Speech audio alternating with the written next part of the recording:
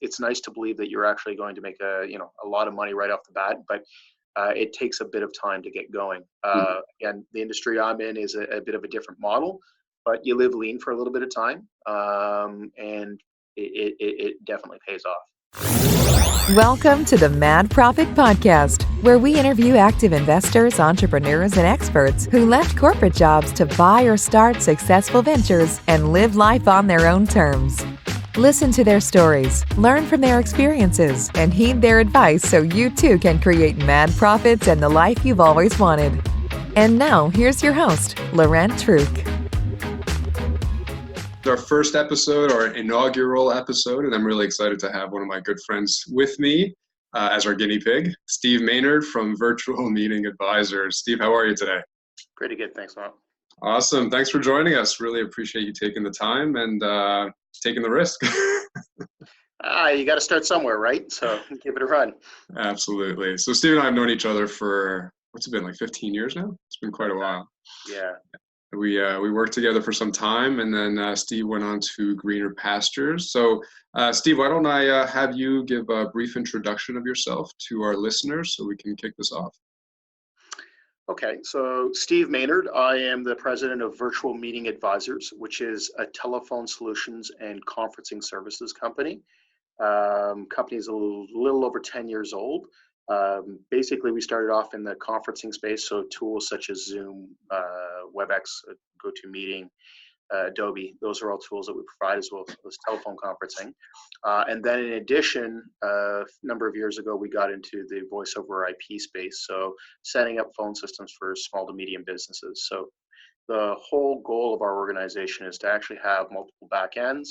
And the advantage of that is then we can really sit down with our clients, understand what their needs are, and make sure they're using the correct solution. And because we can provide multiple solutions, it really eliminates that square peg round hole problem that comes up occasionally, and the client tends to get the right application for their needs. Got it. Very good. So tell me a little bit about, because when we started, we were both in corporate. Well, I don't know if that's when we started, but when we got together, we first met each other. So your journey has taken you from that to this new world of entrepreneurship. So can you talk a little bit about how you decided to leave corporate and why getting into this field, and what was that whole transition like for you? The biggest catalyst was actually when I finished working with you. I just knew I couldn't do it anymore in the corporate world. I had that effect on many. Yeah. I couldn't resist. No, I mean, really, right? So you and I had a great relationship, both working and personal. The big scenario for myself was I left school.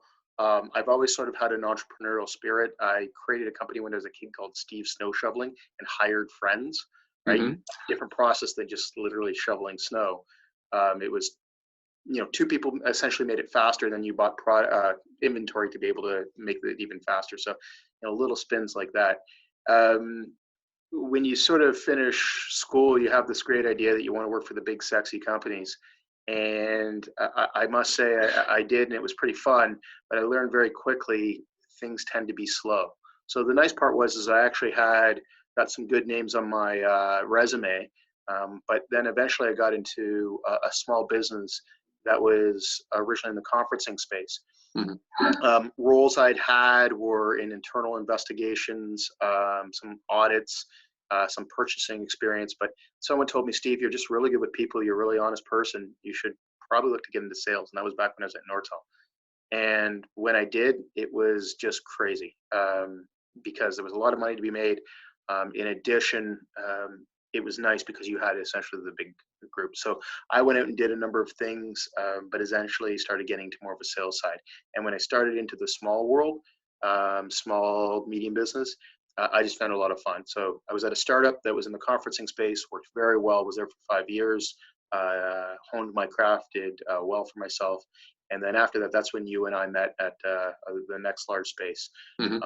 But going through all that, and after you go to a large company, when you've been on sort of in the smaller space, you really learn the catalyst for change isn't there as fast. And there's nothing like walking into someone's office and saying, hey, I think we need to do this, and it's done a week later, right? And then there's nothing, and it becomes even better when you walk into someone's office, but really it's your own, and you can turn around and say, I think this is a really good idea. So I've had two of my own businesses, one with partners and this one on my own. And yeah, it creates a different lifestyle. So it's great. Wonderful. So talk to a lot of entrepreneurs, and that jump of going from the security net, which isn't really there, of being in a big corporate world, to jumping into a startup, it can petrify people to the point where they know they want to leave, they need to leave the big business, but they're really afraid of jumping into that small and being fully responsible type of business. So what was your mental state like when you decided, I'm going to go do this on my own? I forget the job, forget the steady paycheck. Was it a big risk for you? Like, walk me through a little bit about that component of making that switch. Interesting. So great question. And I think I'll be different than some. So I network a lot. I work with a lot of other entrepreneurs. We talk a lot. I think there are people that are good at certain things, and you have to do what you exceed at to be able to be successful as an entrepreneur. And then you have to surround yourself with either other people or processes to complement what you're lacking, we'll say. Entrepreneurs tend to have a pretty strong opinion of themselves, mostly. So it helps to have that confidence. My world was a little different because when I made the jump to become an entrepreneur, I'd already been involved in the sales aspect on the corporate side. So being in sales, there's always a little bit of inherent risk with your role because you have to perform to be able to get paid the necessary amount in general.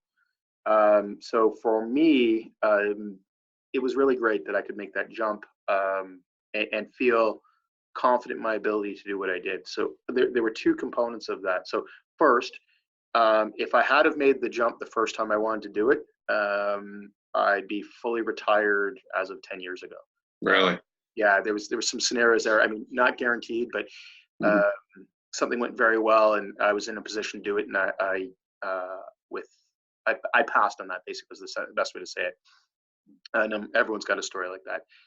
However, the next few, I set myself up in a few ways. First of all, I had the ability to have a spouse who had a steady income, so that was great. That's great. The other side of it is that I'd already had a risk portfolio with sales. I did well where I was, and that made it a lot easier for me to have a safety net behind me to go on and do these. And the last thing I did is, particularly with VMA, when I started it, we won't call it passively, but part-time. So I recognized the need to have some additional income, and I did some consulting for some companies in a sales account management capacity to be able to augment my income until VMA got up to speed. But my business is a little different than a lot of others. We don't have a product or that's a physical good, so you don't have some of the risks of physical inventory and things like that. So it tends to be a little less risky from that side. So it was about time and service for me. Were you did you know the level of run rate you wanted to have before you could stop doing the consulting and stop doing the corporate gig and say, okay, this is okay? So walk me through that. Did you go through and say, okay, this is what I budgeted in my life. This is what I need to be able to sustain myself. Let me get to that as a recurring part-time revenue, and then I'll jump in. Like, how did that work out? So yes, I think an interesting thing is I've always been good with numbers. So my background's in mathematical background, and I was very diligent even in the corporate world in understanding my ratios and things that I need to do to accomplish certain goals. So I understood right off the bat that I could generate a certain amount of revenue for myself to be able to be sustainable. And then there were other catalysts basically that came in. So I got to there at a certain point. The other thing to do is it's nice to believe that you're actually going to make a lot of money right off the bat, but it takes a bit of time to get going. And the industry I'm in is a bit of a different model, but you live lean for a little bit of time, and it definitely pays off. Okay. So what do those first 90 days look like? So you leave your job, you got your shingle up. I guess you transitioned into that, doing some consulting. Were there any times of concern in those first 90 days or those first 6 months? or were you feeling like I've got a trajectory, I'm good? Pretty good overall. Feeling great about it. Again, I'm in a different mode than I think a lot of people are. When you don't have the risk of having inventory and I ran it from home office to start. So all these little things made it a lot easier. And I knew the process. It was a product and service I was familiar with. So definitely made it a lot easier. Now, anyone that says that they were 100% confident is truly probably lying. There's always the things in the back of your mind that what if, and sometimes those will cause sleepless nights, but in general, you're pretty good. Now, myself, I just made sure that if there was a what if, what was my, two redundancy plans away from that. So as entrepreneurs come in, you really want to make sure that you accept that there is a risk. You're not doing something that's, going to be excellent. They estimate that a high percentage of businesses fail within the first year. And I believe that. I don't want to quote the percentage because I don't remember it offhand. I know it's pretty high, but it changes depending on who you talk to. Yeah, exactly. Obviously, it's 95%, and then we're fantastic. The numbers that's in my head is it's over 50, but I want to be careful about that. Got it. Would you do so? Advice to entrepreneurs that are about to take the plunge. I think many do take the plunge when they feel that they have a background in something or a passion in something. You've talked about, kind of have a budget already in mind of what you need recurring wise. Look at doing some consulting or other ways of bringing in income, knowing that it takes a lot longer than you expect to get things off the ground. Any other advice for those really early stages, those first kind of 6 months to a year that people should be focused on? There's two components to it. So one is you believe you've got a good idea, but does anyone else, right? And that's a slippery slope. I thoroughly believe in having a mentor or a business coach or someone you can go and bounce ideas off of, because my experience was a little different. My goals were a little different. My goals were I'd made a bit of money previously, so now I wanted to invest more time with my family and have a lot of flexibility. So I wasn't about making $1 billion right off the bat. It was about enjoying myself and being around when my family was there. So you've got an idea on what you want to do. Not bad to talk to someone and say, hey, what's this? Because I don't want them to really talk you out of that. But not everyone is built to be an entrepreneur. And there might be things that either A, you're thinking of, or B, processes that you'll have to put in place that you might not excel at. I have my own that, I've recognized, and I surround myself with people or things that help me to allow me to do what I'm really good at. So the biggest piece of advice I have is sort of on the same edge is one, that mentor and business coach if possible. And people to bounce ideas off of, and people that believe in you, and maybe people who are a little skeptical, because it's not bad to hear some of the negative, because hopefully the negative doesn't talk you fully out of it. You hear that you don't want to stop doing what you're doing, but you really have to be careful if it's just, forgive me, but a bad idea. It's not going to work for one reason or another, right? There's a bunch of jokes out there, but one is pumpkins. Buying pumpkins and trying to sell them in mid-November. That's when you think they're going to peak. That would be a really bad idea to talk someone out of. So, that's a great point, because I think it's actually hard to get people to give you advice correctly. I've talked to a lot of people about ideas. I've had entrepreneurship, and either they're people that are close to me and they don't want to hurt my feelings. So like, oh, great idea. That's wonderful. Fantastic. But no advice behind it.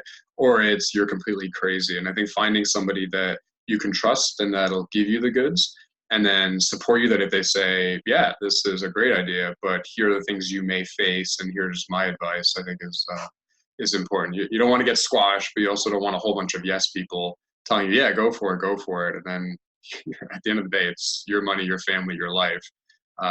It can put you in a very difficult position. Okay. Well, yeah, and you've actually addressed something there, is that how do you find that person that's going to be the yin and yang, the yin and yang, give you both sides of it, right?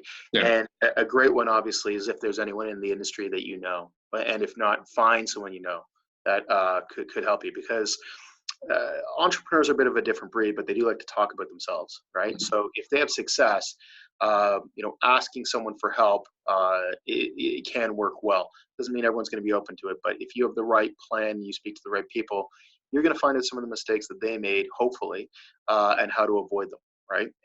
And that's excellent. And maybe they'll turn around. I know there's been a few things I've talked to where people just looked and said, "Wrong time. I wouldn't do this now." Yeah. And in truth, a few of those things I've actually made work, but it based on my balance and a few other things happening. Great. Would you have done anything differently from the way you left and launched your business to where you are today? Anything you would have completely done in another way? I did mention earlier in the conversation the one opportunity I let get away. That would have been done differently. Absolutely, right? In addition, there's a few things I would have done differently. I was pretty happy with the way I ran things. I think actually I would have slid away from my current endeavor, that consulting endeavor a little sooner. I think it was fine, but it just created, having that safety net was nice, and it allowed me to relax a little bit. And when we took that away, it forced me to be a little more diligent, and that's really what ended up growing the business a lot faster. Awesome. Well, you provided a ton of advice already throughout this conversation. Any other kind of last point of advice that you would give someone who's thinking about making the jump, not really sure if they have the confidence or not, to take that next step, or to not take that next step? Like you said, it's not for everyone. Any other advice? Yeah, a great one I look at is set yourself up, right? So in this day and age, with everyone wants everything now, it's great. So if you've been living well, that's great. I'm happy for you. Or maybe you're making it do, but be prepared that there's going to be some lean times ahead, unless you really luck out immediately. And it's a lot of luck and skill to be able to make it happen really quickly. But if you're diligent and you work hard, set yourself up so that you can plan for it to run for a period of time. I'm a big fan of the reoccurring revenue model. So that's where I convince someone to use something, and then they just keep paying us for it frequently, right? So some people say that's a product side. I'm a little more on the service. If you can do that, I think it's great. Yeah.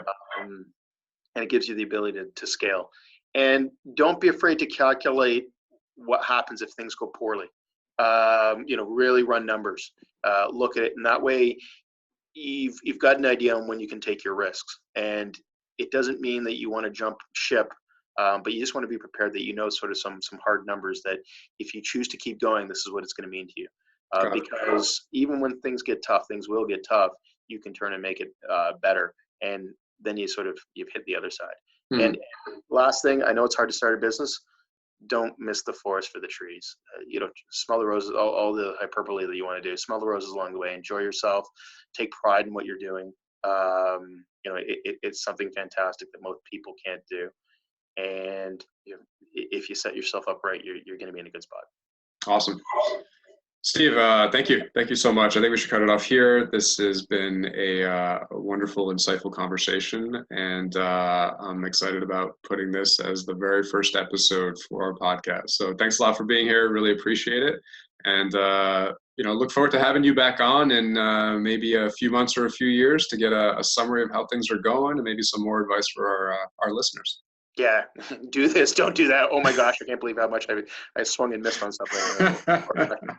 Yeah. All part of the game. And hopefully next time we're talking, you're like doing this on a plane or something, right? Like on a Exactly. That would be nice. You too. Okay. Awesome. Thanks a lot, Steve. Talk soon. Bye. Thank you for joining us on this episode of the Mad Profit Podcast. We hope you enjoyed the show.